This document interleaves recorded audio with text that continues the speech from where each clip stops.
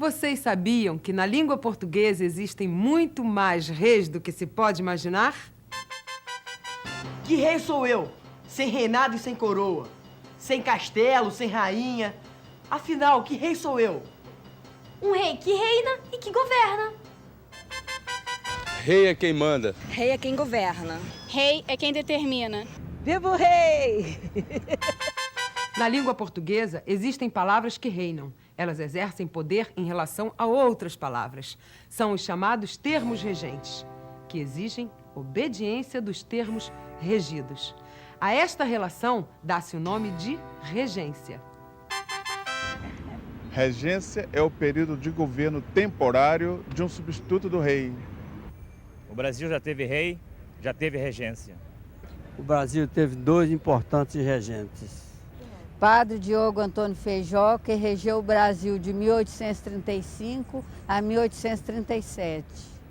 Pedro Araújo Lima, que regeu o Brasil de 1837 a 1840. O Brasil já teve rei, já teve regência. Ok. Mas não misturem as regências. A regência que vocês estão se referindo é a da aula de história. Mas é da aula de português.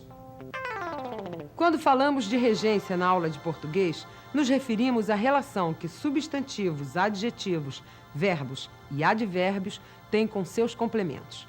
Regência é uma palavra derivada de rei e traz dessa palavra a ideia de mando. Vamos exemplificar? Eu gosto. Chocolate. Ih, mas está faltando alguma coisa. Já sei. A preposição de. É, isso aí. Eu gosto de chocolate. Você também? Nós gostamos de chocolate, mas adorar, eu adoro morango. Aí não falta nada. Falta sim. Misturar o morango com o chocolate. Não seria melhor misturar o morango ao chocolate?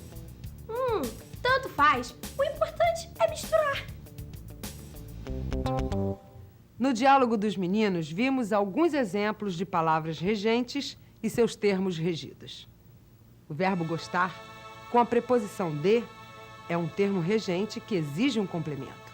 Quem gosta, gosta de alguma coisa ou de alguém. Já o verbo adorar precisa de complemento, mas não de preposição. Quem adora, adora alguma coisa e pronto. Mas se você quiser misturar morangos e chocolates, pode misturar o morango ao chocolate ou com chocolate, porque quem mistura, mistura uma coisa a outra ou com outra. As duas opções estão certas e são uma delícia. Então já entendi. Os termos regentes determinam como serão seus complementos. Se existe preposição, que preposição se deve usar? É uma questão de poder. Agora eu me identifiquei. Quando o termo regente é um verbo, a relação que se estabelece entre ele e o termo regido é chamada de regência verbal. Alguns verbos causam algumas dúvidas quanto à regência. Olho vivo, todo cuidado é pouco com a regência verbal. Eu gosto mais de praia do que de piscina. Então posso dizer que eu prefiro mais praia do que piscina? Não. Você está preferindo errado. O certo é dizer, prefiro praia à piscina. É isso aí. Quem prefere, prefere uma coisa à outra. Existem ainda alguns verbos que mudam de sentido de acordo com a regência verbal. A enfermeira assiste o doente. E eu assisto ao jogo de futebol. O verbo assistir tem dupla regência e muda de sentido de acordo com ela. A enfermeira assiste o doente. Neste caso, o verbo não vem acompanhado de preposição. Ele significa dar assistência, ajudar. Mas quando o verbo assistir significa ver, ele pede preposição. Eu assisto ao jogo. O verbo aspirar também muda de sentido de acordo com a regência. Por exemplo, eu aspiro o ar perfumado. O verbo aspirar significa cheirar, não tem preposição. Quando aspirar significa desejar, ele pede preposição. Por exemplo, eu aspirei a uma grande vitória.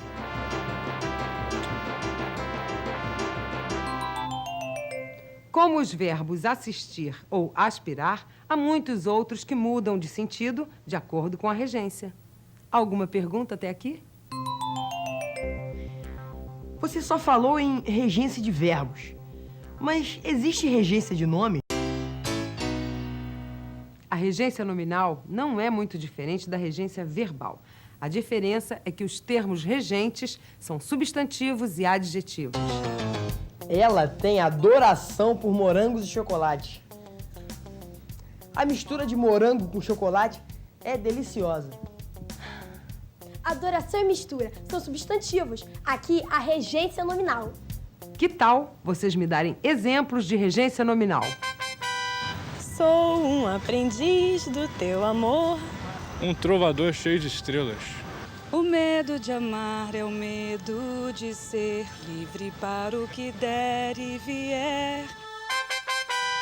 Também na regência nominal acontecem algumas dúvidas bem comuns na utilização das preposições. Vejamos algumas. Estou ansioso para ganhar a partida.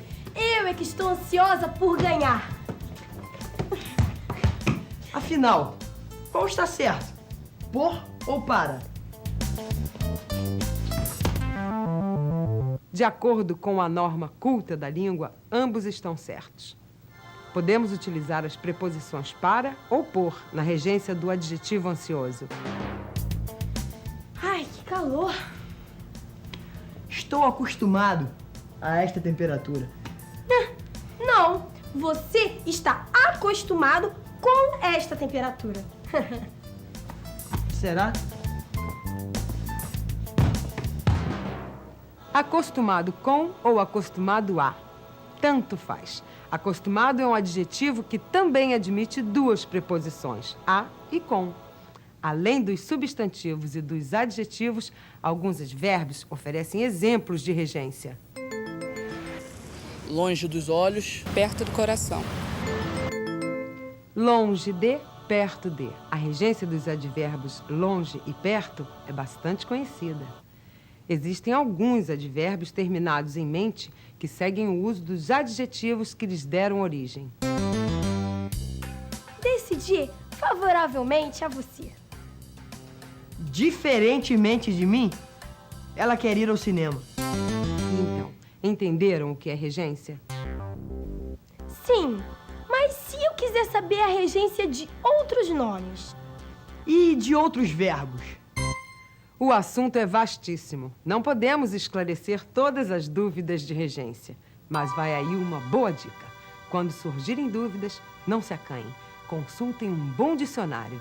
Lá, vocês vão encontrar a correta regência de todos os nomes e verbos. Alguma pergunta? Para que serve a gente aprender regência? Usar a regência verbal ou nominal de forma errada pode atrapalhar a comunicação? A importância de se aprender a regência de nomes e verbos é grande. Através deste conhecimento, podemos nos comunicar melhor e mais claramente. E isso é ótimo, não é? Até o próximo programa. Tchau, tchau.